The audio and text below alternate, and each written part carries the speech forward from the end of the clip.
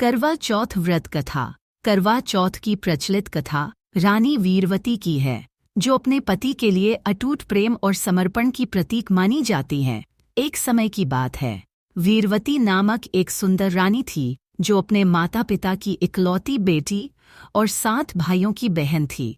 वीरवती का विवाह एक राजा से हुआ था। शादी के बाद उसने अपने पहले करवा चौथ के दिन व्रत रखा। वह अपने मायके गई थी और वहां उसने यह व्रत रखा था। व्रत के दिन उसने सूर्योदय से लेकर चंद्रमा निकलने तक अन्न जल का त्याग किया, लेकिन शाम होते होते वह अत्यधिक कमजोर हो गई और भूख प्यास के कारण बेहोश होने की कगार पर पहुंच गई।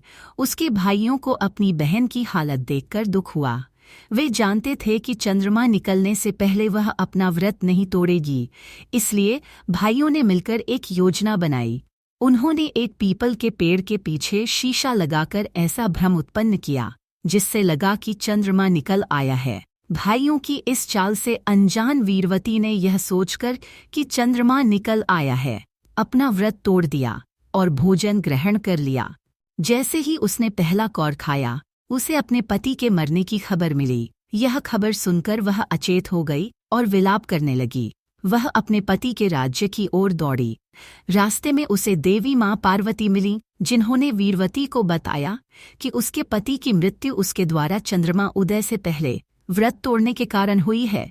वीरवती ने माँ पार्वती से क्षमा मांगी और अपने पति के जीवन को पुनः उसकी भक्ति और समर्पण से प्रभावित होकर देवी पार्वती ने उसे आशीर्वाद दिया कि अगर वह भविष्य में करवा चौथ का व्रत पूर्ण निष्ठा और श्रद्धा से रखेगी तो उसका पति पुनः जीवित हो जाएगा।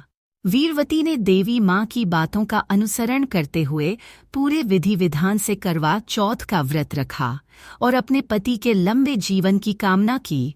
उसकी भक्ति से प्रसन्न होकर देवी माँ ने उसके पति को पुनर्जीवित कर दिया और उसे लंबी आयु का वरदान दिया।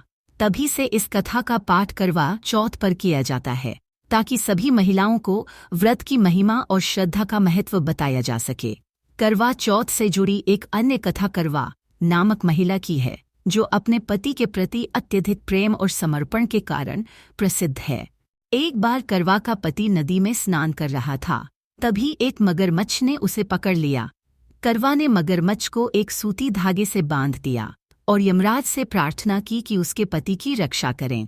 करवा की भक्ति और समर्पण से प्रभावित होकर यमराज ने मगरमच्छ को श्रापित किया और करवा के पति को लंबी आयु का आशीर्वाद दिया।